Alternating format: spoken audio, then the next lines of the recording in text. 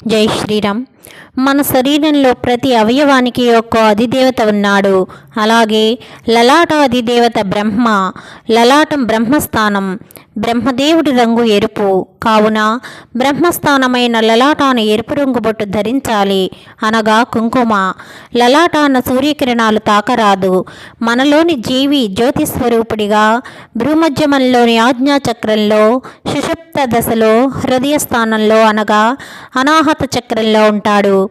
కుంకుమను ఉంగరపు వ్రేలితో పెట్టుకుంటే శాంతి ప్రశాంతి చేకూరుతుంది. నడివ్రేలితో ధరిస్తే ఆయువు సమృద్ధి చెందుతుంది. బటన్ వ్రేలితో ధరిస్తే శక్తి వస్తుంది. చూపుడు వ్రేలితో ధరిస్తే భక్తి ముక్తి కలుగుతాయి.